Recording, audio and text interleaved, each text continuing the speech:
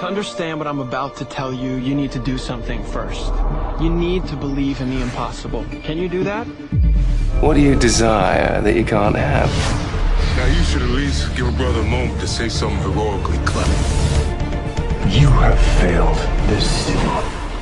So I have this thing with roles? Just the end of the world. There's about a dozen ways that I could stop you right now. But I don't think I have to. You're the boy from the circus. I started up a security firm. Finally, a superhero team I can actually get behind. In the future, my friends may not be heroes, but if we succeed, they will be remembered as legends. Welcome to the DC TV report for the week ending Saturday, November 2nd, 2019. I'm Little Eddie O'Hare. And I'm Sarah Netzley, academic by day, writer by night. We're here to bring you recaps, news, and commentary for all live-action television shows based on DC Comics. And we have 7 new episodes for you this week, so we're going to try to be brisk because we also have some news and, stuff. We got stuff for you. Oh, we got big news. We got so many new show announcements. Ed, how are we going to... If all this happens, I just don't... Yeah. What? Yeah. Our executive producer Bill Sweetie has been joking that we need to put Sarah on payroll, with everything that we're starting to cover.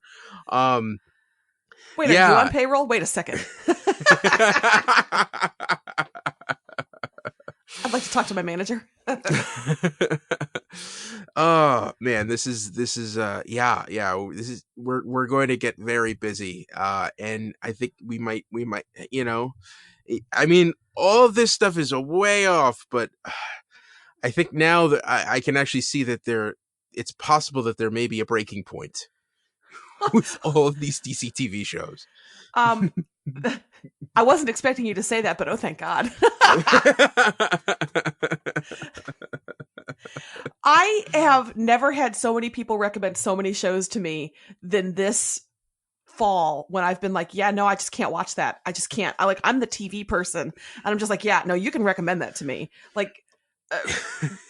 Bad Wolf Bay and Agent Palmer are really hot on Modern Love and they really want me to watch it. I would like to watch it too, but it's 10th on my list of shows that I haven't watched yet because I have so many DC TV shows right now. So, yeah. I'm catching up on different things. I just saw the first episode of Cake, and that was 2 months ago. I don't even know what Cake is. There you go. So, yeah. And I did see some people joking that they were going to up their Patreon subscription to Wicked Theory, which, if that's true, that's helpful. That would be nice. Will it buy me an extra 3 hours a night of leisure time to watch other stuff? Probably not. Right. But yeah. That's always hard. So yeah, that's what's going on. If you do want to help us out, we are part of Wicked Theory Studios, which has a patreon.com/Wicked Theory. For as little as $1 a month, you could just help us with the overhead, bandwidth costs, and the like. And if you do that, you will find a free podcast there. Oh, sorry, a secret podcast that you can listen to, which is Ed Bonds with Bill, where I sit down with our executive producer, Bill Sweeney, and show him James Bond movies every week and help him learn to love the franchise. We took a week off that week, so the last episode you can listen to is The Spy Who Loved Me, and there will be a fresh one out. I think probably by the time you're listening to this. So yeah. Ed Bonds with Bill and Wicked Theory, and we're talking DC TV right now. Yeah, we are. Mm-hmm. Oh man, Sarah, you got the jitters out. You ready to dive into these these 7 episodes? Let's just do it. Let's just do it. All right, we're gonna do it. We're gonna do it, and we're gonna start off with Batwoman, season 1, episode 4. Who are you? Magpie was stealing priceless jewelry around Gotham, making Batwoman look bad. Kate was learning the hard way that being a superhero does not leave much room for a dating life. Kate pawned off the captured Chuck Dodgson on Mary to prevent him from getting sepsis. Alice confronted Catherine about a top-secret weapon her company had developed. Last-minute reveal, Luke lit the bat signal as Kate wrote to Bruce that she felt protecting Gotham was worth the downsides of a double life. Well, I'm sorry. She's still writing letters to Bruce. That continues this week. I just want to applaud them for giving us an episode that is straight up all about Martha's pearl necklace. Ooh, yes. Just, it was the MacGuffin this week. It's what everybody talked about. It's so much reverence for a very, very basic necklace. I loved it. Mm-hmm. Yes, that was fun.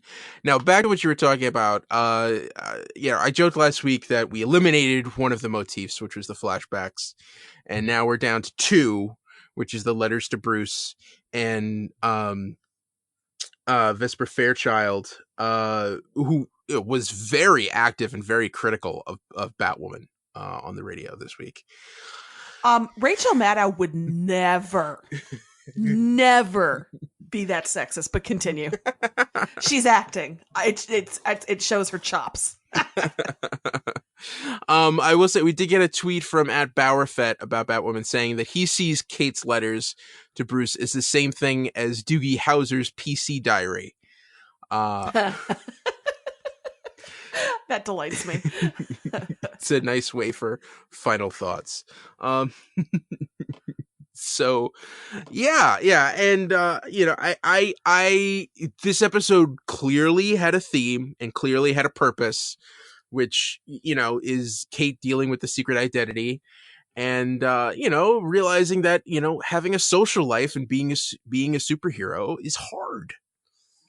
Yeah, I felt bad for her. Reagan seemed nice. Yeah, and like that was a pretty well developed character, and she was in the last episode, and it's like, okay, this is going to be her girlfriend now, and I thought it was cool that like suddenly by the end of the episode, it's like, no, this isn't going to work out.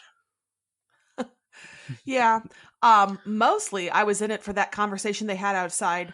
Clearly in Chicago. That is the intersection where I picked up my husband when he was doing something and I was driving in Chicago traffic. I was parked right there. You could have seen my car where they were talking. I was super excited to see my lovely Chicago. So that's all. Huh. They definitely flew those ladies to Chicago to film that, or else really, really good green screen. Yeah. Or maybe Vancouver is modeled after Chicago. I don't know. If so, Chicago should sue them for copyright because that was Chicago. Yeah. And the big bad this week, Magpie. She was fun. Yeah. I thought that was a lot of fun. You had some cool disguises that she was throwing in there. The whole plot with the the 3D printer to make the explosive necklace. I thought that was a cool twist. Yeah. I like that she was a photographer, and so you have a little bit of that like social message about, well, people like you just overlook people like me, which fair. I also super loved Luke giving Kate bad news while she was in that room where she couldn't talk. He was like, "Oh, I'm going to take advantage of this." Yeah, I recalibrated the bat boomerang because it was wrong. Sorry about that. Yeah. And Luke Fox is settling in as the tech guy. Let's talk about some of the family drama. Kate is being a very bad stepsister. Well, yeah. I mean, did we expect anything else? Though? I'm not that it makes it okay to be a jerk if it's expected, but well, I think both it both of her alter egos are kind of giving Mary a raw deal.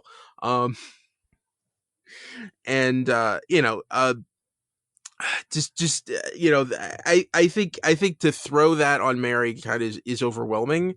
Um, and yeah, and take if you're gonna take someone hostage, you got to take better care of them. Like it seemed like he was there for a whole week, and if Luke hadn't said something, that guy might have died. Yes. I do think she was a little cavalier about, like, if he dies, he dies. Well, no. And poor Barry. That guy tried to kill me, right?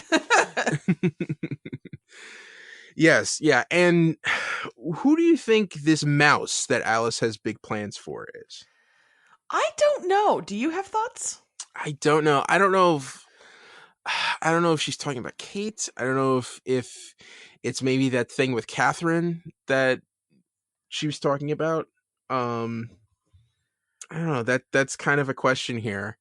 And I'm wondering, is Catherine gonna turn out to be like a Malcolm Merlyn level big bad this season? Is she like the real person? I would be into that. That would be a fun, because you've got Alice being so flashy and like jazz hands, and then if it actually were the sort of quiet, more methodical person, that'd be kind of cool. Mm-hmm.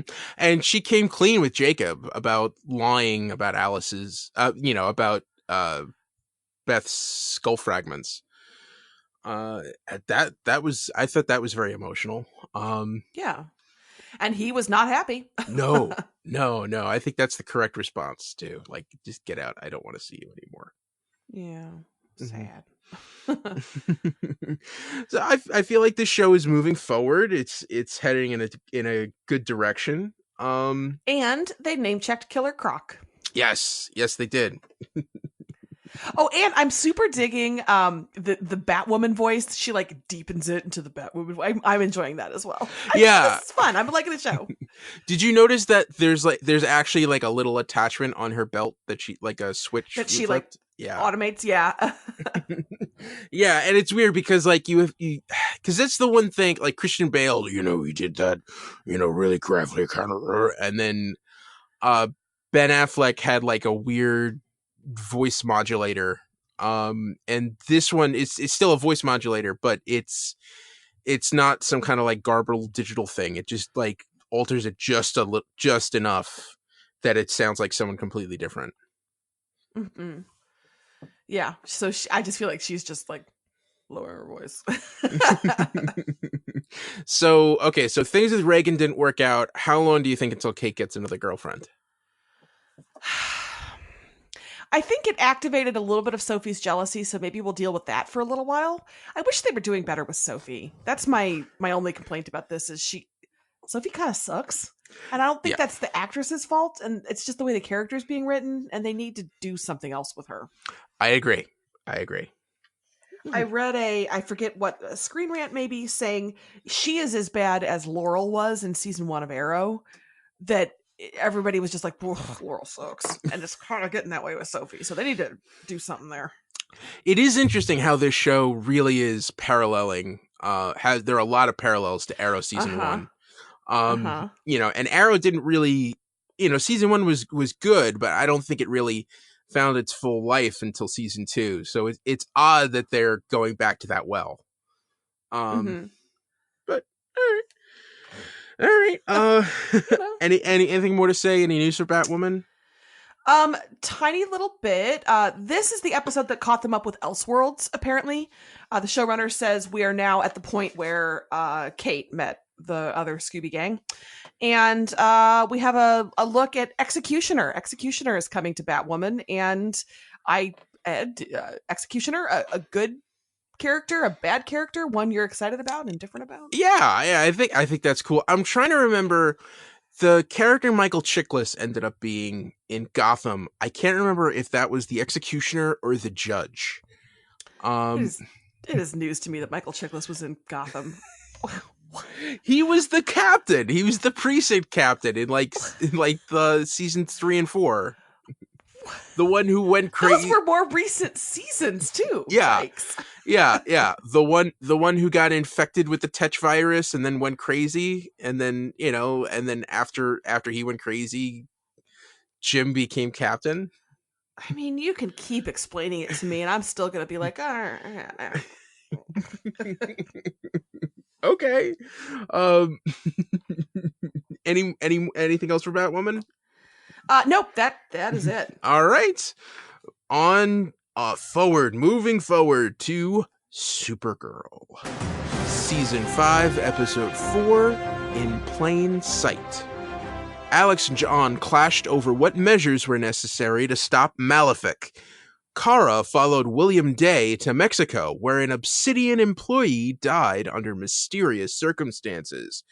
James and Kelly went back to their hometown and found a kid squatting in their old house.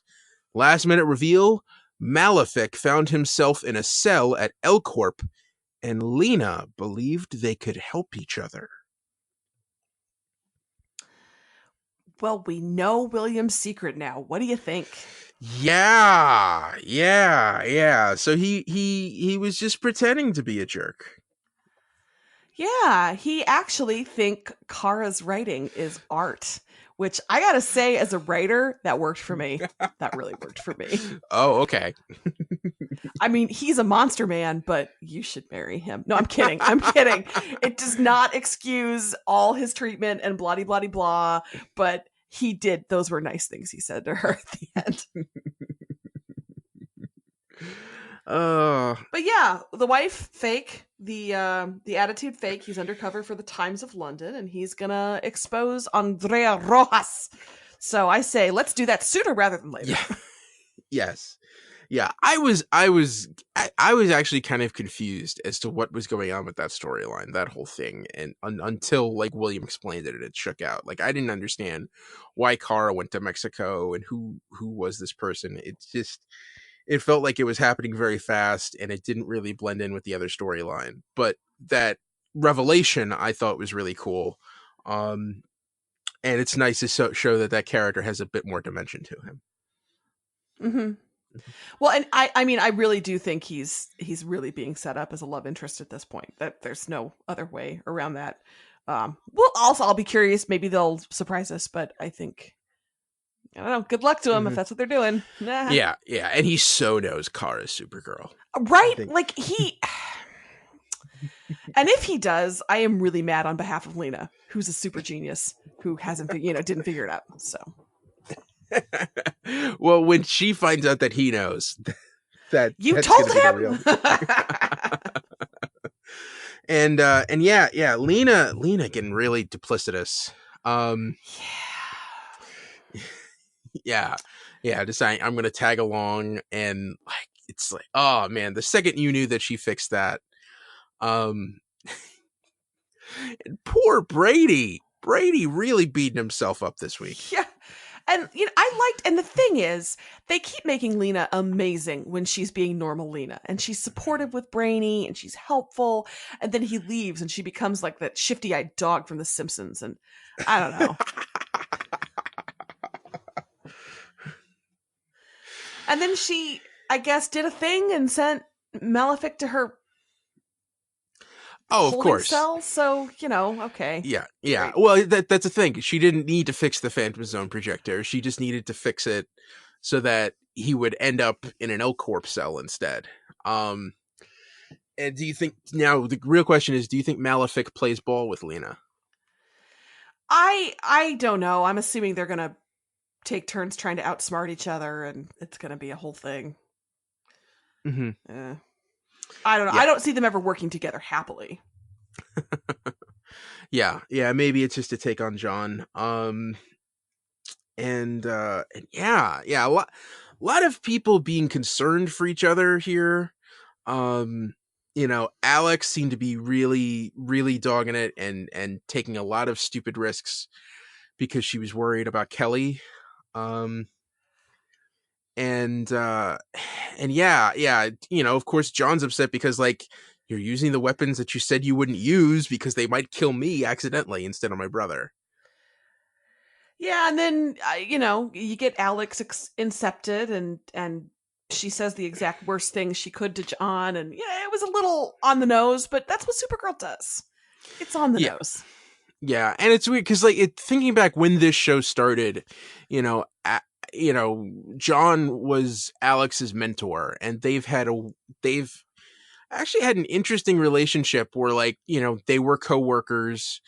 And then at a certain point, she found out that he was lying about his identity and that he was an alien. And I don't really feel like they explored that. It was interesting to see them working together and this tension between them. Like I feel like this shows, it bounces these characters around so much that it made me think about their relationship history in a different way, and realizing, like, they've been on a ride together.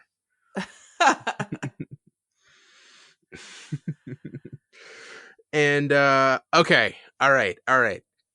So we have a different type of journalism here, which is small town journalism. Sarah, I'm just gonna let you go about everything that happened to James Olsen this week.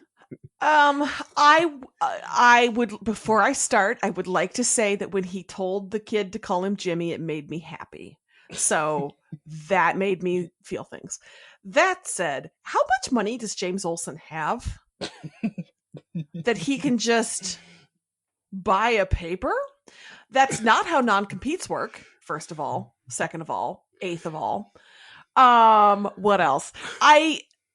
The thought that a newspaper in a small town would be like, oh, what are we going to do? It keeps our doors open. And if we put...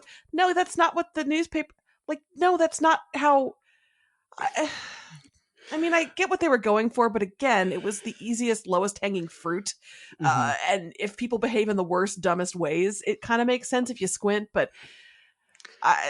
all right, their town is a crap town and he's going to go back and fix it. Okay, all right. Sure. What did you think? Well, I mean, when you think about it, he was the head of Catco for 3 years. So he probably has some savings. Okay, all right. And it's a rinky-dink little local newspaper that's probably on its last legs. So, it might be a cheap buy. So I can believe that he might be able to, and bank loans and such. The fact that he could buy that paper doesn't seem that much of a stretch for me. I thought the whole storyline was a little heavy-handed. And I mean, it feels like they're trying to shoehorn in a commentary about, like, privately owned prisons and stuff like that. And they didn't have enough time to do it. I mean, that's the thing. They mentioned it, and it never was really clear why and how, and what is the benefit of long sentences. And I don't know. They either needed to do a very special James Olsen episode, and that's it, or not. I don't know. Yeah, it didn't quite connect with me. Yeah, and I know McCudbrook is leaving the show. Is this his last episode? That is my guess. I feel like I didn't see anything in the news immediately after for, like, McCudbrook says goodbye to Supergirl. So I guess, but I don't know. I treated it as his last episode. Okay. In my EW.com recap, which you can find at EW.com. There. All right. Yeah. All right. I think we've talked about everything else. I just have to say real fast, Malefic somehow took the time to commission an entire anti-John propaganda film to be screened at the planetarium. Why he would devote time and resources to making a film that's just like, John is a bad person. It's impressive. It's that level of petty is impressive, and I'm here for it. That's all. That's all I have to say about Supergirl. Hey, man, Inception's a powerful weapon. All right. Any news for Supergirl? Nope. All right. On to Watchmen. Season 1, Episode 2, Martial Feats of Comanche Horsemanship. During World War I, O.B. Williams picked up a white paper from the German army aimed at convincing black American soldiers to defect. Not very long ago, Angela and Judd survived the White Night. In the present, Angela hid Will Reeves in the bakery, while Tulsa cops lashed out at Nixonville in the wake of Judd's murder. The rich man watched Mr. Phelps and Miss Crookshanks perform his play. Last minute reveal, a UFO picked up Angela's van with Will inside it and floated away, leaving behind the white paper. Well, I mean, I think nobody's going to be surprised when the first thing I have to say about this episode is blue penis. I mean, was it going to be Watchmen if it didn't give us a blue penis, which for the record was a prosthetic. There's a lot of coverage after the fact that it was a prosthetic, for the record. Okay. I mean, that's the most ridiculous thing to focus on in a very good, very interesting episode. I was talking to my friend Tanya Melendez at Tanya Mel, and she was like, I feel really bad for you and Ed because, you know, you've got all these other shows that are like fun, frothy, let's talk campy, like, yay. And then you have this, which is actual art. It's so totally different, tonally and totally. Mm-hmm. And so, I don't know, Ed, you want to try to talk about this important look at America's race problems around the, you know, symbolism and mythology of superheroes? So it was Don't do it. So it was a prosthetic. Is that just like safety because you don't want paint down there? I don't. Or modesty, but like, no, I have thoughts about HBO's treatment of nudity in different genders, of course. But apparently, Tom Mison, the actor, was given several photos to look at and choose from, and he had a moment apparently where he was like, "What is my job right now? I'll take the one on the left." Yeah. So yeah, I don't know. I don't know why. I don't know. Yeah, I mean, talking about that moment. I mean, this is the one that directs mostly to the comics, because that is the story of how Dr. Manhattan was born. Yeah. And by the way, how long did it take you to figure that out? Oh, right away. Okay, it took me a tiny, tiny bit longer, but once they said, what was the thing that he stepped into, once they said that, I was like, oh, okay, got it. Yeah, I mean, it's also because I just reread the book, so like, okay, you know, the second I saw like 1959 and everything, like, oh, okay. And also, like, when the play is called The Watchmaker's Son, and that is a big moment. That is a whole thing with Dr. Manhattan's backstory, is that his dad was a watchmaker, and as a kid he used to like tinkering with watch pieces, and then when the dad found out about the nuclear bomb, he tossed all of these watch pieces away and made his son study nuclear physics. Okay, that you have read that much more recently than I have, because I only have vague memories of him being torn apart in the irradiator thing. So does this feel like the logical trajectory for Ozymandias, for Adrian Veidt?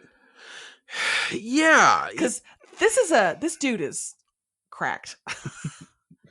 Well, I mean, you know, he's obviously created his own bubble and he's living in it. And you know, you could tell that he's still obsessed with Dr. Manhattan, because, you know, it's one of the few people in the world who's more powerful than him. And I think he often thinks about what if with his super brain, if he had that power, how much he could accomplish. So yeah, I think there's some envy there, and a horrific army of clones who occasionally get burned to death. Yeah. Mr. Phillips, jeez. I don't know if Montrose made the right decision accepting that offer.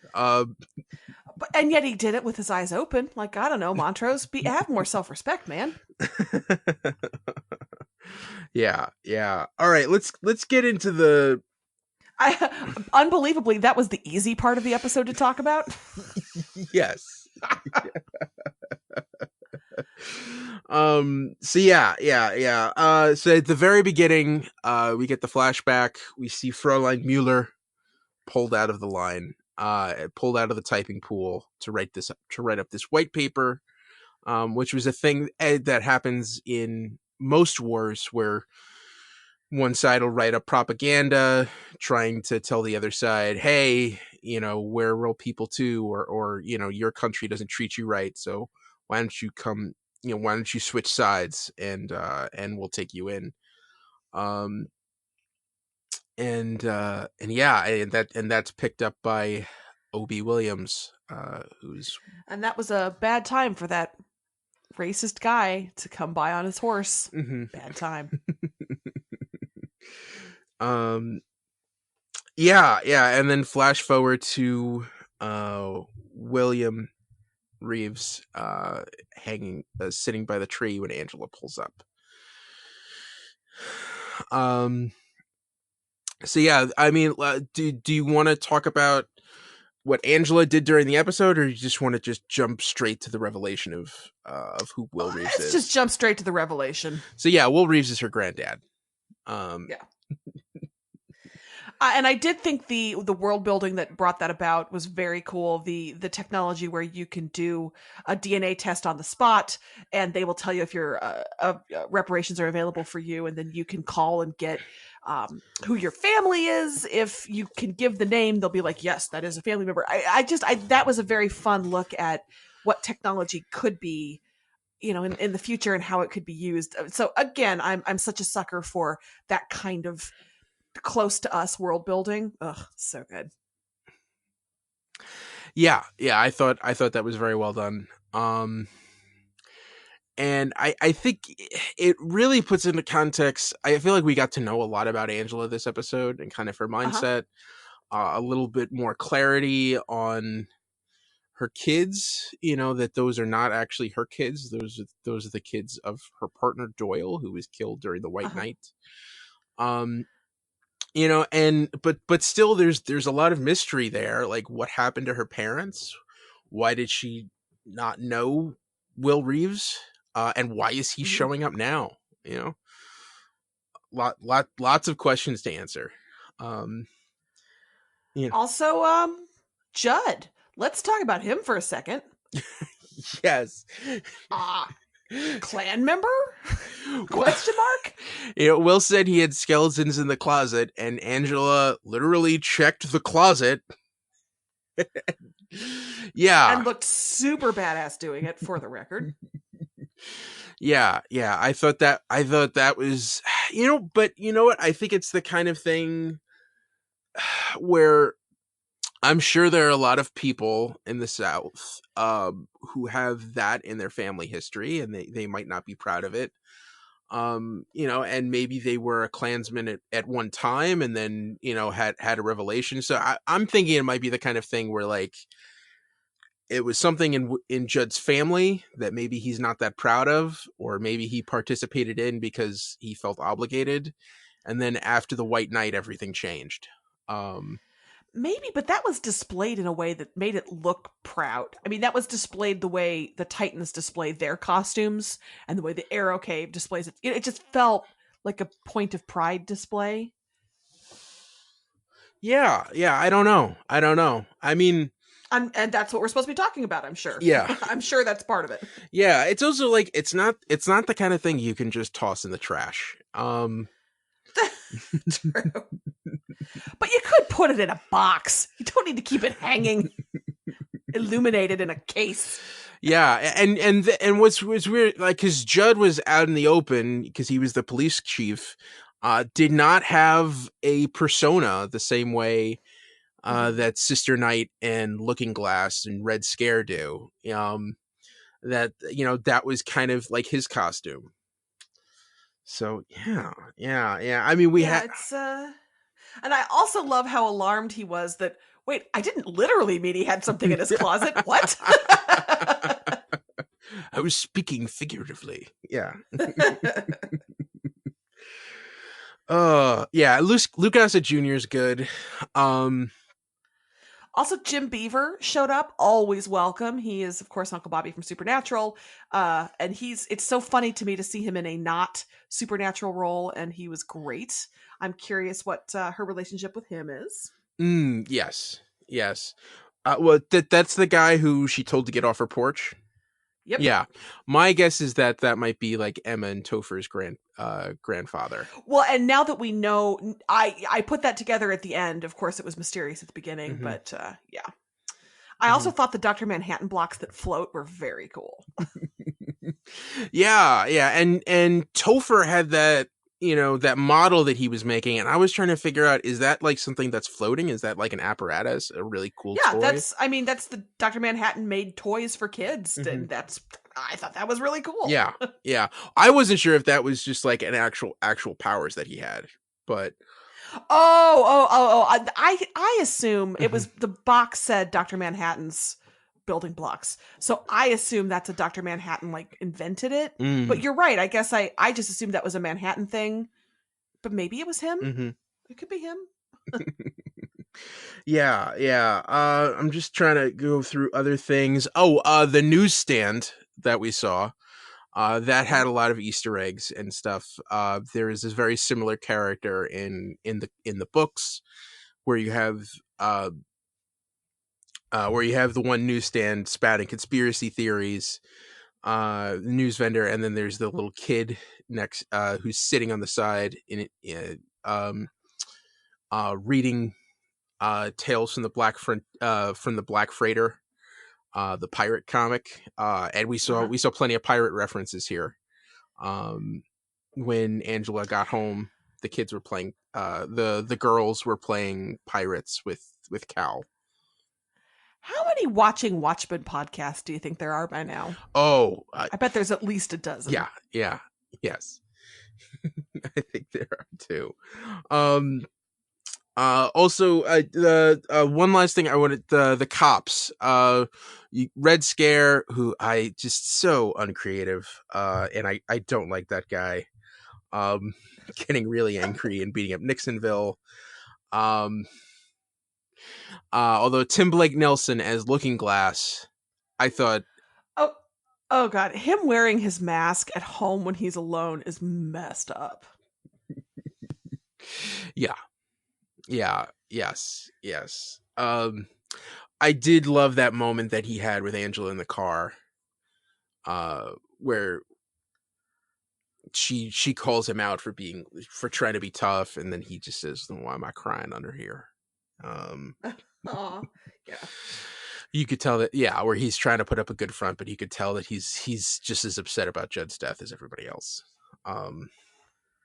Yeah, and what is the purpose here? What is the plan?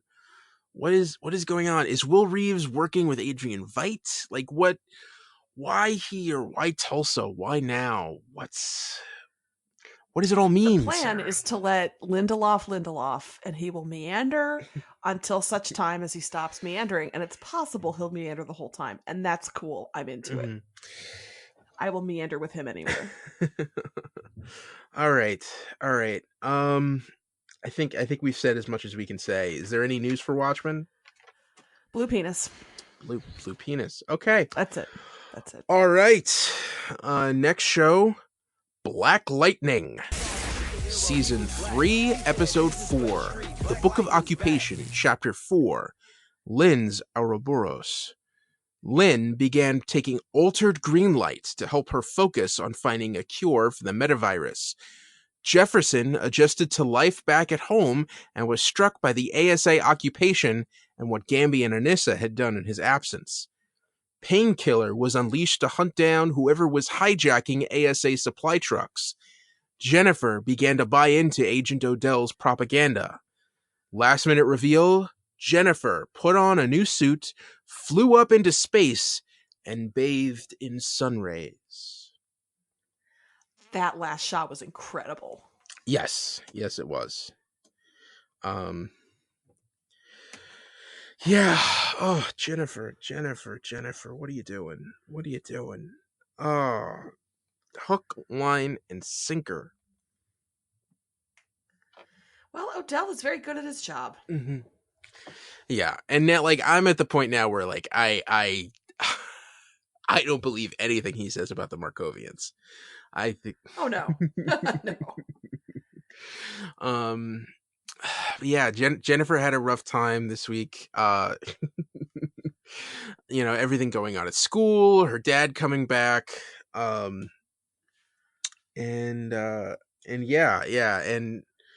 Tavon getting taken away. Although I was glad to see Jefferson back in school. That felt right. That felt like the show again to me, to have him back.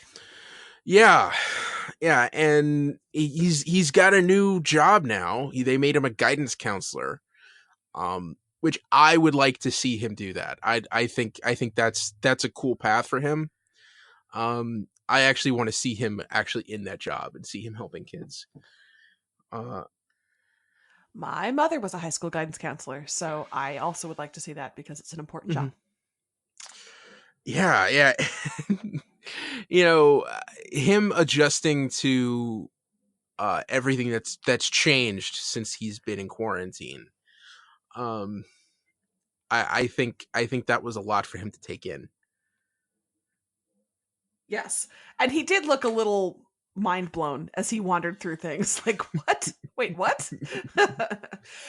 Also, I'm calling it right now. They mentioned Gamby's ex, and Gamby blows it off with, that's ancient history. We're 100% going to see Gamby's ex this season. Oh, yes. That is Chekhov's ex. 100%. Chekhov's ex. Mm-hmm. Yeah. And I assume she'll come in as like a bad guy. Yeah, I just, it's going to be predictable, but I'm into it. It's going to be fun. Now, so here's, they did not do a good job with Gamby's disguise, because when he was going around spraying all of the tires, I totally forgot that was him. I wondered if the actor wasn't available. Like, I actually wondered why go to the lengths to do that. Was James Remar like shooting some other thing this week? Yeah, I don't know. Maybe they just had him for one day. Yeah. I think that's weird. I'm getting really confused with all this holographic technology, because you had the whole thing with Jennifer did that a couple episodes ago. Mm-hmm.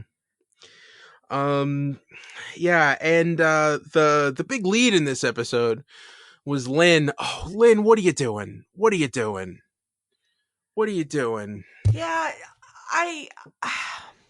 it's kind of interesting. She was, we start the show in season 1 with her frustrated with Jefferson that he was being the superhero and that's why they got divorced and this and that. And now I think it's kind of interesting that the tables have turned and she's the one doing things that are going to make Jefferson say, oh, honey, no.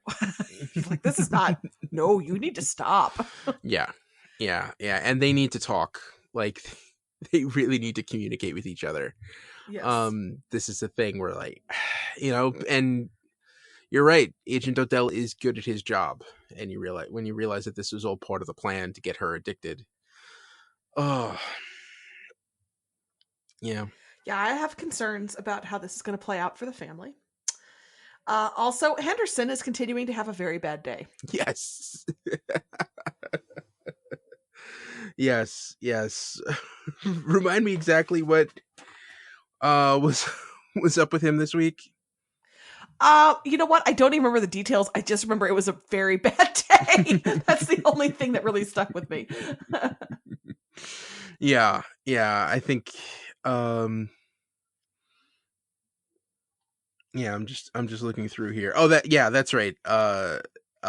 In the precinct, he had to yell at the major to feed the prisoners.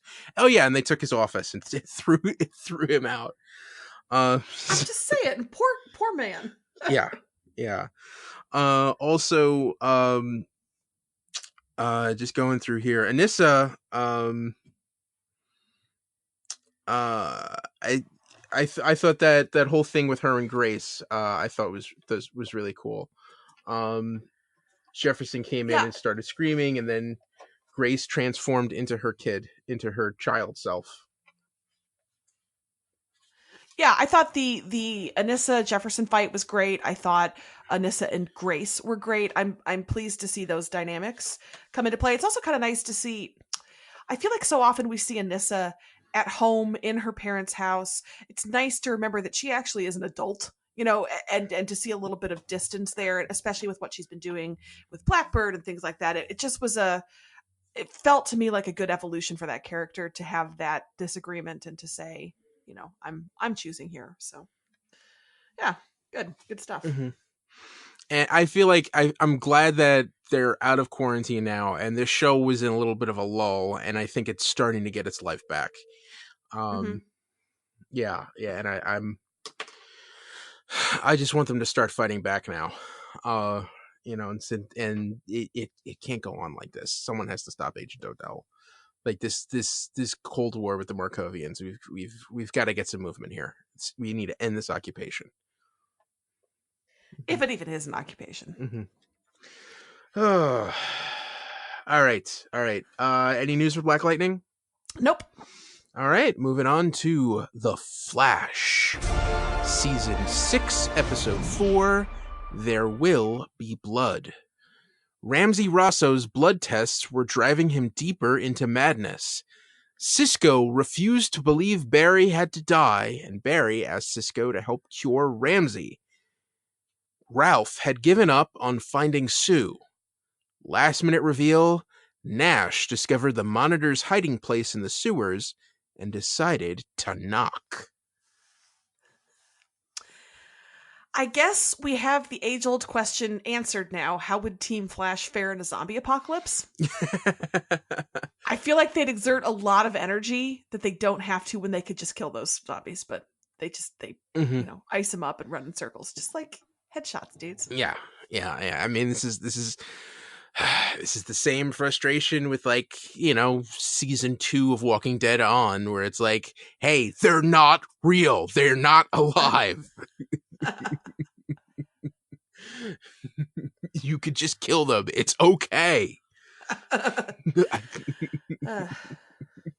So I get that this was the Halloween episode, so they were trying to do scary, and it was fine. I thought the stronger stuff this week was the depression and the sadness as everybody grappled with Barry accepting his fate. Ralph being like, doesn't matter. Cisco being all up in his feels, and then Joe West. When Joe West cries, we all cry. Yeah, and that one scene towards the end when he asks Cecile if he can hang back, and Cecile sort of like has that moment where she feels what he's feeling, and like, oh man, you just knew it was coming. Yeah, it's an emotional time. I also think Barry's a little naive to think, oh, Cisco isn't taking this well. Oh, let's help out some other random guy. That'll get that. That'll help. That'll fix things. Although the way that he did flip it on him, where it's like this was a test of leadership, I thought that was interesting. Whereas like, okay, this is where I'm gonna see if he could actually take over. With I think mixed results. It's interesting how much the show likes to have Barry train people. He trained Ralph in how to be a hero. Now he's training Cisco in how to be a leader. They just love making Barry teach people. Yeah. And speaking of Ralph, God damn it, he's got to find Sue. And I'm glad. Well, it's not like he's gonna get married or anything. I'm glad that Irish and Joe set him straight. But yeah, this whole like Barry's gonna die soon business is really bumming everybody out. It's really depressing. Yeah. I do like the juxtaposition between Barry being like, he's like, Jesus, stay with me. And then he's like, no, I got to do this. Like, this is not, I'm laying my life down for my brethren. It's cool. It's fine. And Bloodwork's like, no, I need to stay alive for me. So they really did nicely set that up. Mm-hmm. Yes. Yeah. And Ramsey, like, man, Mohinder went crazy again. He's still monologuing.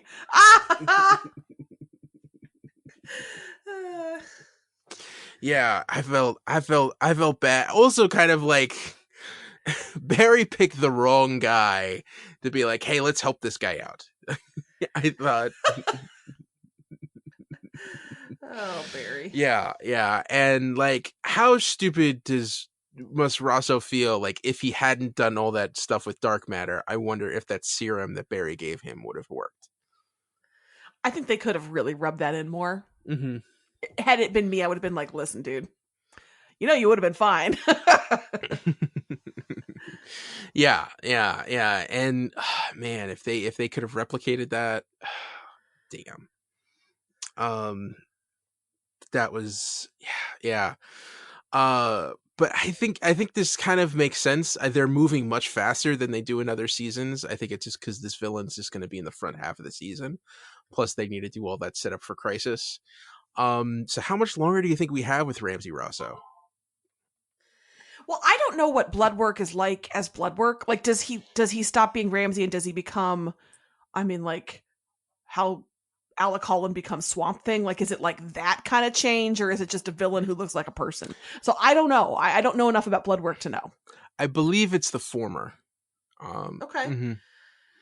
I would think another episode or two tops, I would think. Yeah. I mean, you figure we're in November now. The crossover is going to happen by December 8th. So yeah, maybe two, maybe 3 episodes. Yeah. So, we had that going on, and there was something else that we mentioned before. Well, is this where I get to finally talk about Harrison Wells? Oh yes, yeah. To tell me everything about Nash Wells.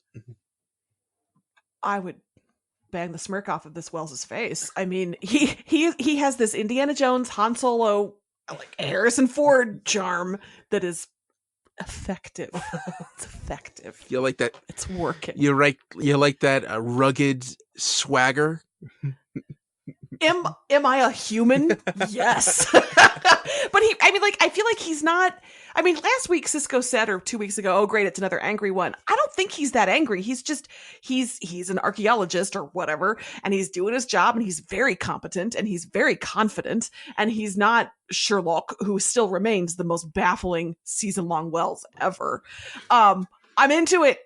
I love this Wells. So much. Cool. And yeah. And it looks like he might have found the Monitor's hiding place. So. Oh God, they're going to kill this Wells. Oh no, no. No. I don't think we've seen enough of him yet. I don't think we've seen enough of him yet. But no, I remain so thrilled by the things that Tom Cavanaugh does on this show with these characters.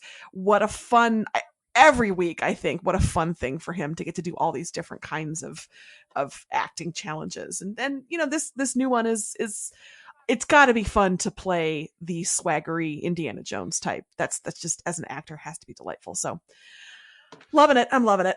Cool. Like, apparently McDonald's. All right. Was there any news for Flash? Nope.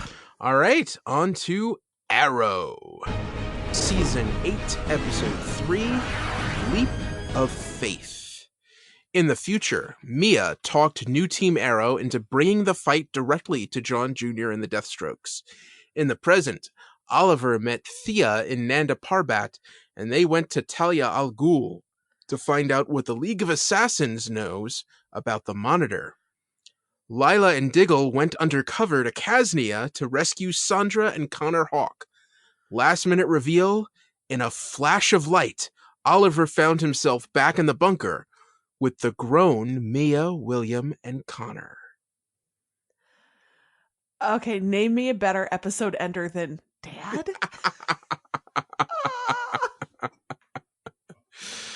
Yeah.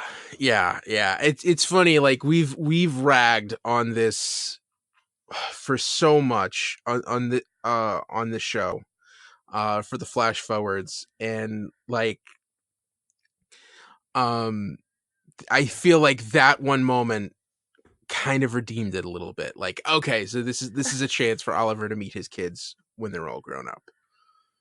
Yeah. Well, I think this season they've shifted away from the relentlessly grim nature of the future, and they've kind of focused a little bit more on bunker hijinks, which is great. That's fine. I wish... Did the show forget that William and Mia met each other for the first time like 2 months ago?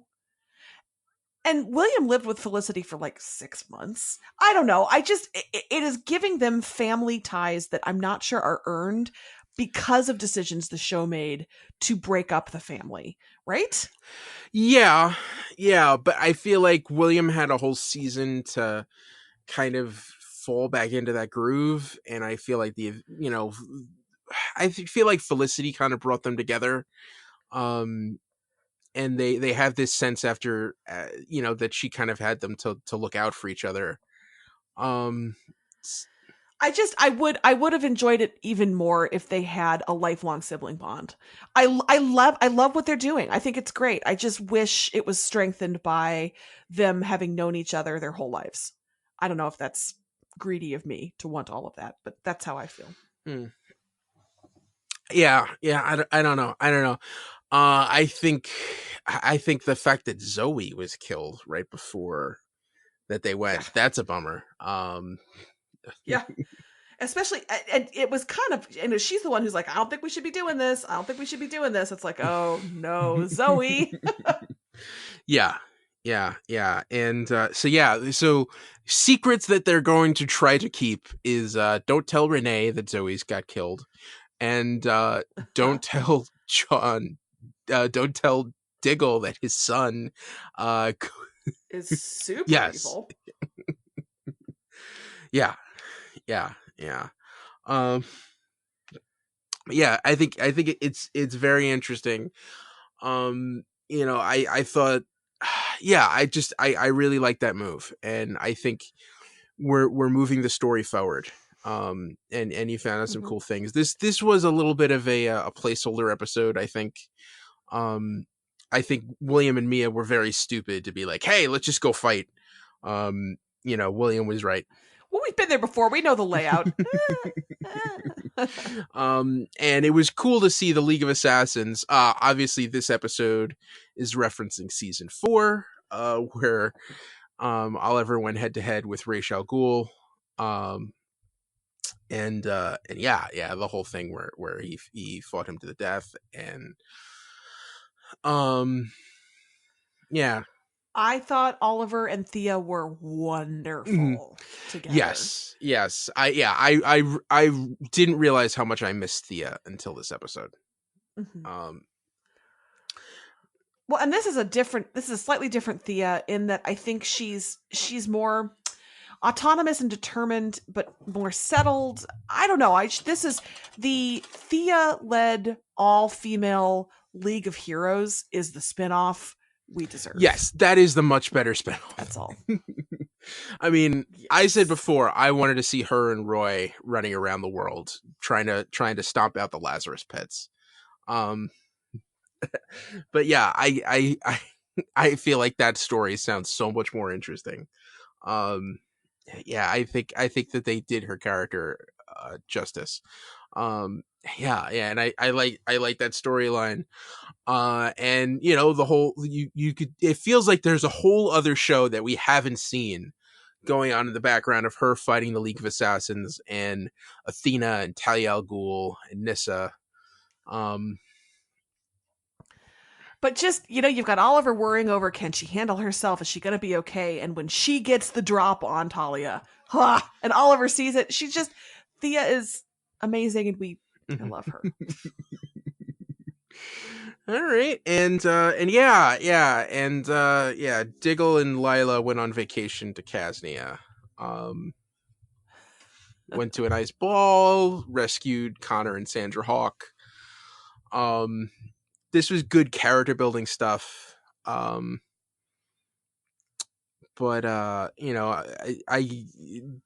felt like they were building it a little too much there with all the side characters. And it didn't really deliver much. Yeah, it's busy. I get that they only have so many episodes and they have a lot they want to accomplish, but it's a lot going on. Mm-hmm. Yeah, and I'm actually kind of surprised that, because I mean, obviously Connor is going to be set up that they're going to take him in, but I'm actually kind of surprised that hasn't happened yet. Yeah, I agree. again, we only have so many episodes. So But, as I said, the Oliver story, I think it's heading in a new direction, heading in a good direction. And yeah, we've got this whole thing of them in the bunker. And what does this mean and what are they dealing with? Yeah. I'm very excited for this week's episode. All right. Was there any news on Arrow? Edward, was there news? Was there news on Arrow, you ask? Okay, can you do an echo effect? Or do I need to pretend to do an echo effect? It's probably better in post-production. It's probably better if you pretend. Okay. Felicity is coming back for the finale. Thank God. Stephen Amell announced it on social media. Emily Bett Rickards is coming back for the finale. It is what we've all been praying for when we heard that she left. I think the season has been doing fine without her. Obviously, I prefer her to be there, but I've really enjoyed these episodes, so they have been covering for her absence pretty well. But oh, thank God. We're going to see her in the finale. So yes. Yeah. It is news that immediately topped my trending topics on Twitter. I tweeted about it. I'm still getting notifications. People are so excited about it. So yeah, this is, yes. Thank you, Emily, and everybody else who made that happen. So yay. Yay. And thank you for announcing it so we could talk about it today rather than cut in a special, because I feel like Felicity demands special episodes. All right. That's exciting. All right. Yeah. Sarah, we got one show left. Look at us moving briskly along. All right. Last episode, Titans. Season 2, Episode 9, Atonement. Dick told the truth about Jericho's death, and a mass exodus from Titan's Tower followed. Hank and Dawn went back to Wyoming and thought karaoke could help them forget their troubles. Corey learned from Fede that her sister Blackfire had killed her court and taken the throne for herself. Gar stayed back at the tower with Crypto and waited for Connor to wake from his coma. Last minute reveal, Dick attacked 2 TSA cops at an airport and then immediately surrendered himself. Yeah, this is a dark episode. Yeah.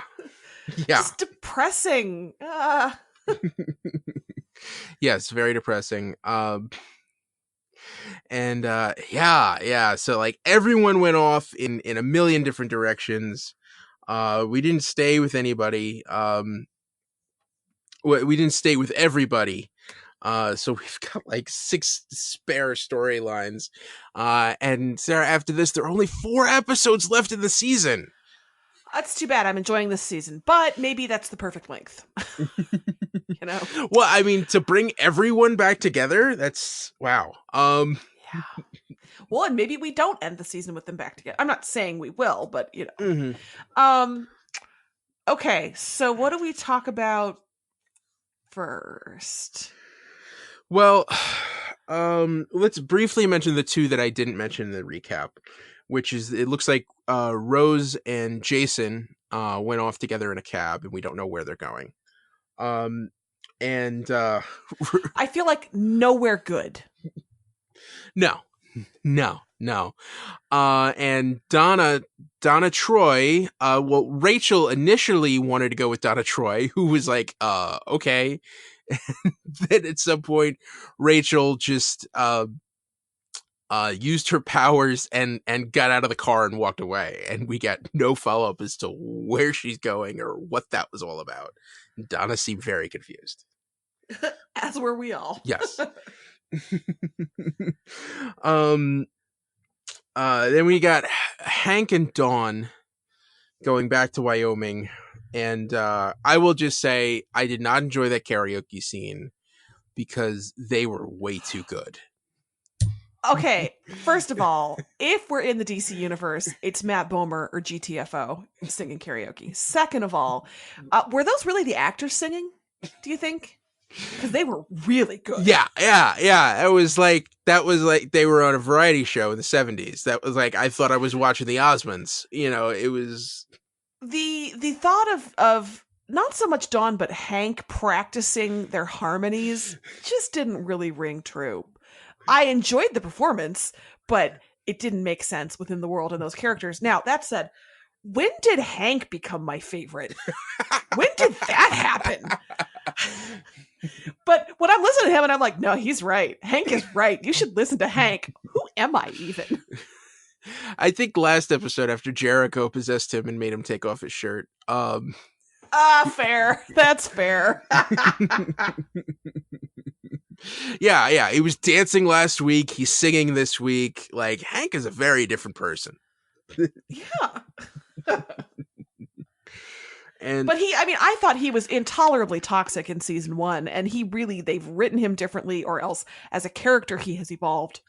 And he's, I don't know. Well, I don't know. He looked like he was maybe heading down the wrong path at the end of this episode. Let's see. Well, yeah. But Dawn broke up with him, poor fella. Mm-hmm. Yeah, and you had that run-in with Ellis's sister, which seemed to ruin everything. Yeah. You get one guy killed.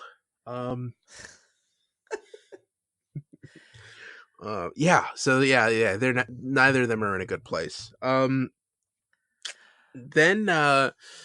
you had Fide and Corey, and poor Fide. Oh man. Yeah. Ugh. Fide gets possessed by Blackfire, and Corey has to torch his body. Mm-hmm. So now we have some intergalactic intrigue going on. We find out Blackfire's crazy. She thinks that, Corey will want to rule beside her. Yeah, that's man. Do you think we're going to space? Do you think we're going to space soon? I don't know. Do you think we're going to space? I mean, I think that might be season 3. Is like Corey finds a spaceship and grabs Dick and Gar and everybody and Rachel, and they have to go off to Tamarin to take the throne back from Blackfire. That would really reboot things on this show. Yes, that would take it to a whole new level. But yeah, I'm excited. Okay, so next up, do you want to talk about Gar, or do you want to talk about Dick? I guess we can end with Dick, since that's what the show ended with. But first of all, Gar is still on the show. He's got pinball machines in his room. A+ for that, Gar. Snaps. He listens to Elvis Costello when he gets to tend to shirtless Connor. Like, he would be my winner of the week if I didn't have a better one. Well, I mean, things go south in 4 days. Of course. Yeah. Oh, Gar, let's go on a walkabout. Oh, Gar. What are you doing? Also, I will say one thing that also did not ring true. I'm not. I know what you're going to complain about, and I feel the same way. Go. Okay. I'm not naive enough to say that police brutality does not exist, but I highly doubt that level of police brutality would exist in broad daylight in the middle of San Francisco. Against, I'm just going to say it, a white guy. I actually had that thought too, and that's actually not what I was going to complain about. I think maybe in a world where there are heightened abilities, that was the only explanation I had for that, is that they're used to dealing with superpowered people, and so they do have more of an extreme response. That was the only way that made sense for me. Yeah. But yeah, you're right. It escalated real fast. Well, it's just like there are way too many people walking on that street with a camera phone. Yeah. Like, well, my bigger issue was, how does Connor know about nuclear fission but not tigers? Like, I feel like the holes in it's strange. And then I was also like, well, how does he? I mean, LOL, he doesn't know who the cops are. But then I realized, oh, well, he has experience with armed people storming in at the Luthor farm. So that actually, I thought that was a nice parallel. And then I had the realization that this is such impressive casting, because they needed somebody who could be reliably, believably innocent and naive and kind, but then also realistically very scary. And they did that this episode. I didn't realize what a casting feat this was until he started tearing everybody up, and I was like, oh god, that's a scary guy. But he also is a very open, sunny, like really well done with the Joshua Orpin casting. Amazing. Yeah. Yes.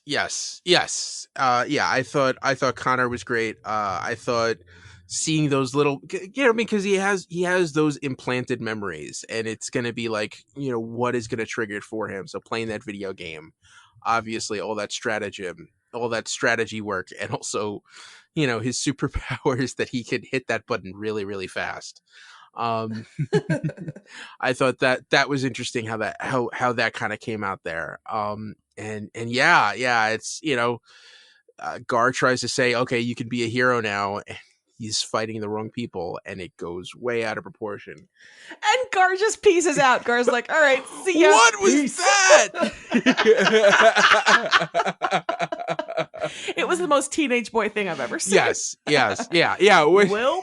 Which is also like, Dick, you do not just leave Gar there by himself, Yeah. Yeah, and where was Eve? Why didn't Eve stick around? Where I guess because she has to be on the run, but it seems like they could keep her safe at Titan's Tower, couldn't they? Yeah. Well, she had to, or else you don't get this episode. This is true. I mean, I did like the Radiohead. Like that was Radiohead playing over that last scene with Dick, and when Gar was putting up the notes on what was that day 3, he had a Radiohead "Fitter, Happier, More Productive." So I liked the Radiohead stuff they baked in there because I'm a child of the '90s, so There you go. And yeah, Dick showing up at Adeline's house and then finding Slade there in the living room. But Slade, like, beer drinking recliner guy. Yeah. And something felt a little off about him. Almost concur. Yeah. That's right. I think he's got Jericho wandering around inside his head. I feel like that's what happened. Is Jericho put his consciousness into Slade, and they've been sharing it a while, and Jericho and Slade doesn't really understand what's happening. Well, that would make sense because nobody else was there when Jericho died, right? Mm-hmm. So I could see that. Yeah. But yeah, it was kind of a shock to see, like, how put together Slade, Deathstroke was, earlier in the season, and then just to see him just kind of like, okay, I've torn Dick apart, and that he's just literally just falling apart now. It's like, okay, I'm just gonna rest here, and oh man, that was brutal. Yeah. And yeah. Would you rather beat up a TSA cop than go to Greenland? Because it seems like those are Dick's options at the end. I think I'd probably choose Greenland, but Dick looked good beating up the TSA cops, so I'll allow it. Man, what's his plan now? What is he? What's his? I mean, was that just? I don't know. I didn't know if that was him being like, I gotta be locked up. I don't know. Oh, Dick. Yeah. Nothing but bad choices from Dick. All right. Oh man. All right. Yeah, this show's gonna have a lot to do next week. Yeah. All right. Was there any news for Titans? No news for Titans, but we got some other news. All right, news for other shows. All right, Ed, let's talk about the cavalcade of new shows that are going to be coming our way at some time over the next, 1 to 5 years. Over on HBO Max, we have 3 new shows. A live-action Green Lantern show is in the works, a show called Strange Adventures is in the works, and a show called DC Superhero High is in the works. The only one I'm reliably familiar with would be Green Lantern. Mm-hmm. And I assume Ryan Reynolds is horrified that his picture is all over all of that news because it's a reminder that he was in Green Lantern. Yes. What can you run down what those shows would be? Okay, so Green Lantern, which is being executive produced by Greg Berlanti. This is a Berlanti show, and who also co-wrote the 2011 movie. He had a writing credit. I mean, with movies, you have 20 people. That write should this disqualify him. Well, I think it's the kind of thing where, like, you had him, you had Jeff Johns, and 20 people write a movie, and it goes through constant rewrites and studio notes and stuff. So you don't know what was going on there. But yeah, they just said that it's a Green Lantern he is it could be one of many superheroes because there are like 6 of them now from Earth, but he's an intergalactic space cop, commissioned by the Guardians of the Galaxy to keep order throughout the universe, and he has a Green Lanterns have a green ring that can that runs on willpower, and it can create anything that you can imagine with it. When you say Guardians of the Galaxy, you don't mean Capital Guardians. I'm sorry. I'm sorry. I apologize. I meant Guardians of the Universe. Thank Yes. TM. Yes. Who are little blue guys in red costumes. Okay. So yeah. That sounds expensive. Yes, and the best Green Lantern stories do not take place on Earth. They are in deep space, and there are a whole host of characters and villains and lots of places you can go. I would direct you to Jeff Johns' run on the character, which started with Green Lantern Rebirth, which brought Hal Jordan back from the dead. And everything that happened from there with Sinestro Corps and Blackest Night, and man. So yeah, there's a lot that you could do with this property. There's not just Hal Jordan, who's probably the most famous Green Lantern. You also have John Stewart. You have Guy Gardner, Simon Baz, Jessica Cruz, Kyle Rayner. There's a million different directions that they can go with this character, and you're right, it would all be very, very expensive. So I cannot wait. Bill Sweeney explained it as, think of Star Trek without the spaceships. Okay. Mm-hmm. Okay. Mm-hmm. How do they get around then? With the rings, the lanterns. Yeah. They don't need a vessel. The ring creates a protective barrier around them, so they just fly through space on their own.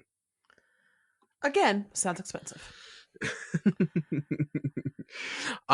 Strange Adventures. Yes. So Strange Adventures is going to be an anthology show. It takes the title from a book I believe that started in the 50s, which was all weird horror and science fiction stories. Adam Strange first showed up in that book, but I think this is just going to be like an anthology show, hour-long dramas set in the DC universe in a world with superheroes. So how is that different than Bizarro TV? Well, Bizarro TV is meant to be a half-hour show that's going to be more comedy-based, and it's going to be a mix of live action and animation. So I think they are very similar. Basically, I would think Bizarro TV's comedy, and it's going to be on DC Universe, and Strange Adventures is all live action dramatic stuff, and it's going to be on HBO Max. I am already exhausted. And the final show is DC Superhero High, which is executive produced by Elizabeth Banks, and it's going to be a half-hour comedy about a bunch of superheroes when they're in high school. They have not said, they have not said which heroes yet, but it's but yeah, it's so imagine a bunch of DC heroes in high school. I would imagine it's going to be very similar to DC Superhero Girls, which is on Cartoon Network right now. I was hoping that it would be close to Clone High, the Lord and Miller cartoon that ran on MTV, I think, that was clones of famous people in high school. That was the best thing that only got 2 seasons. So. Whatever. Anyway, 3 shows for HBO Max, which is premiering in May of 2020. Is going to be $14.99 a month. It's going to be like free if you've got HBO Now, or if you get HBO through AT&T, but you'll have to pay if you don't. It's kind of confusing. Okay. And continuing to talk about HBO Max, Doom Patrol will air on both HBO Max and DC Universe when it premieres next year sometime. Production on the second season of Doom Patrol starts in November. I am really curious, why Doom Patrol but not Titans? Why not both? Why both places? What's that mean for DC Universe? That is very strange to me. Do you have thoughts? Yeah, I'm just really confused as to what's going on with DC Universe. Like, they're still treating it like this is going to be this separate service, and when like DC Comics is one of the banners that they're using to promote HBO Max. The DC logo is in there along with like Crunchyroll and the Turner Networks and everything else. So I feel like someone's going to need to figure out something where it's, even if it's like a small add-on, because to me, like the movies and TV stuff would be so similar that the only thing that would distinguish DC Universe would be the comics element. So I don't know what to tell you. And poor Ed already heard an earful from me before we recorded about like, I'm at my, I cut the cord, and how am I going to now be spending as much as I did when I had cable on HBO Max and Netflix and Hulu and Prime and DC Universe and like Epics? I cut the cord for God's sake. So yeah, we'll see. Yeah. We'll see what happens with HBO Max. So anyway, moving on to the next new show announcement. Okay. Superman and Lois coming to the CW, starring Tyler Hoechlin and Bitsy Tulloch. I am 50% excited about that. Oh man, we're gonna get Superman on TV. I am just like, I don't care. I think Tyler Hoechlin's great. I didn't mind Bitsy Tulloch. I thought what we saw of them in the last crossover was fun. The whole thing, like they're in Argo City right now and they're gonna have a baby. And this is kind of like Lois and Clark from the 90s, except they're already married. It's gonna be about them raising a kid and balancing being a superhero in Metropolis. Like, oh, this is. I guess that's a good way to run it down, because it is a slightly different take. It's a different slice of that story than we've seen. I like the will they won't they stuff. I would have liked the more Lois and Clark feel just in 2020, basically. But if they want to give us a settled family with a baby on the way, okay, all right, fine. Let's see what. I'm concerned about what that means a little bit for Supergirl. I have been assured that it's not going to mean anything. They'll both continue to go. But look, I recap Supergirl. I read the comments. I know there are commenters out there who are like, why do we need Supergirl if we have Superman? And so I'm curious, does the CW have plans for that? Do they not care? I don't know. Yeah. I sent you a gif of little Randy under the cupboard in A Christmas Story saying, "Daddy's gonna kill Ralphie," because that was my reaction when I hear this, because I think it's the same. Like, I think Supergirl's days are numbered now. I feel like after this crisis crossover, the CW is going to make a lot of changes, and they're going to use that to completely change the landscape. So if you see shows like Supergirl and Legends dropping, and Batman and Batwoman and Superman and Lois kind of come to the forefront, don't be surprised, Yeah, it will be. I am really curious. I am also interested that our friend at Brawl 2099 suggested that we could somehow do a time vortex so we can get precocious child John Kent. Ed, what do you think about John Kent? Oh, that would be amazing. That's the current Superboy. Jonathan Kent is a 12-year-old. No, it's a 10-year-old version. It's their 10-year-old son who's been living on a farm, and yeah, he has superpowers, and he's coming into them, and he's a whole lot of fun. Also, he hooks up with Damian Wayne, the current Robin, who is Bruce Wayne's son. And they have a book together called Super Sons, which is which is adorable. And yeah, I don't know if we'll get that. I doubt it. But yeah, I feel like that would be exciting also, but I don't know if the CW would be able to handle that budget. But I don't understand how the CW is going to handle any of these budgets. This is so many shows. Bruce Wayne's son with whom? Talia al Ghul. Oh, okay, cool. Mm-hmm. Yeah, he was actually a test tube baby that Bruce didn't know about until he was like 9 or 10. That's messed up.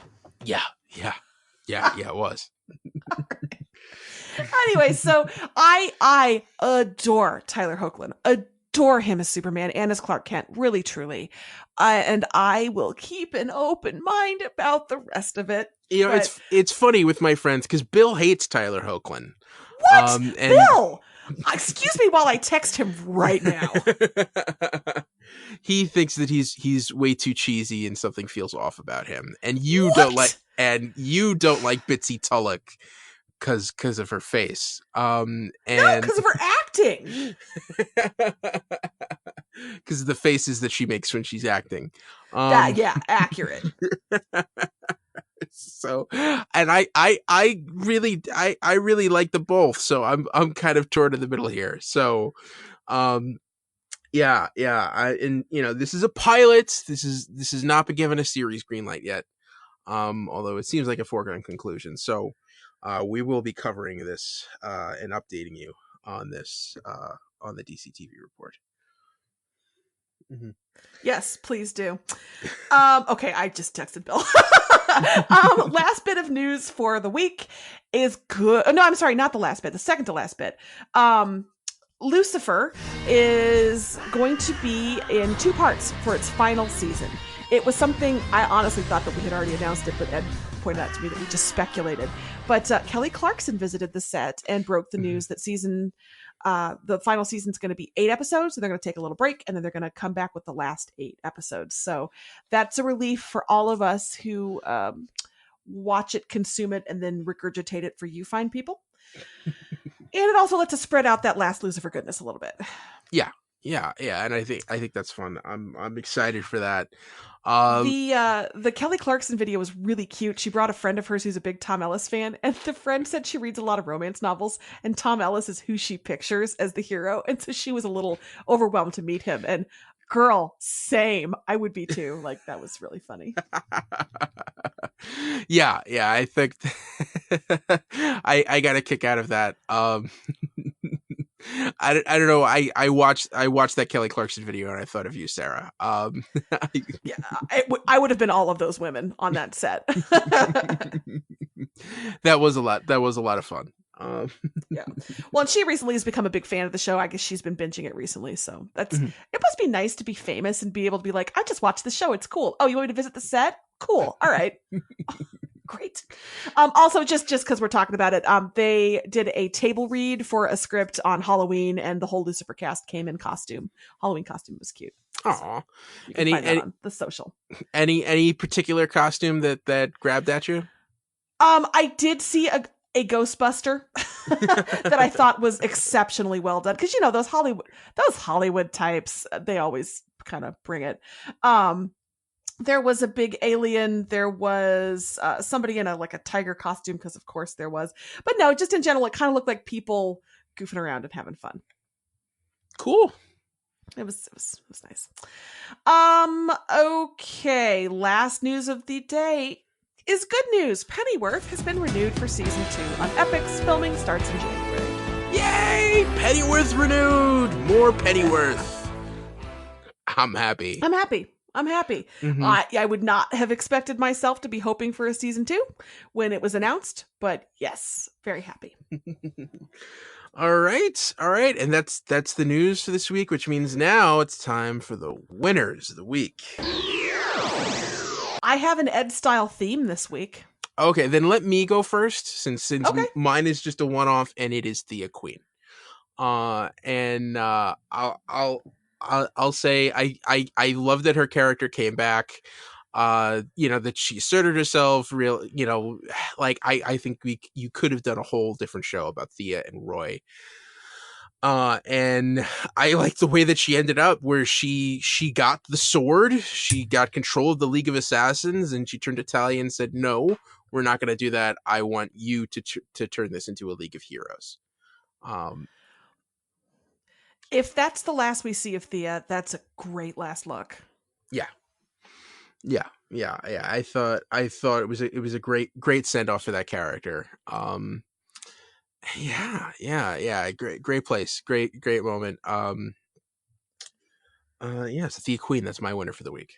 All right, my winner for the week is goodbyes.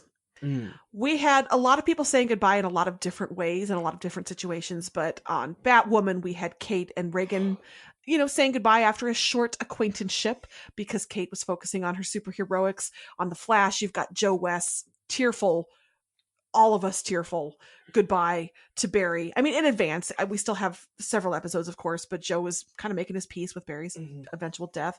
The Queens, Oliver and Thea saying goodbye. Like, Oliver's there to say, I'm this is what I'm doing. This is what's happening. And then on Titans, Corey and Fide had a very different goodbye when Fide was like, make it quick.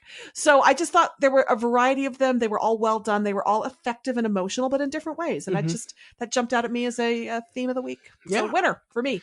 Yeah. You also had James on Supergirl. So. Oh, that's right. Oh, I'm so sorry, Jimmy. That is indicative of how the whole show has treated him. Oh, right. James. Huh. Yeah. All right. Sarah, we had a full episode this week. We sure did. Yeah. Any, oh man, I don't want to seem grim, but like we it's a possibility that in the next year we could get very, very busy on this show. We're gonna have some conversations. Yes, I believe Bauerfett recommended like a daily podcast or split it up and have two different hosts or two different shows with different hosts or things. So we'll have to see. Do we have the CW show and then the rest of them? I don't know. Maybe. Oh, all right. That's the DC TV report for this week. You can find us on Twitter. I'm at Little Eddie O'Hare. I'm at Sarah Netzley, SaraNetzley.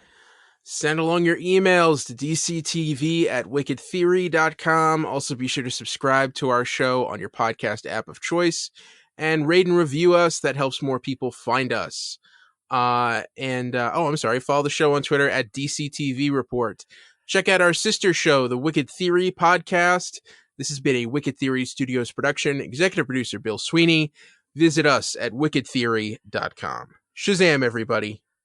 Shazam. Shazam!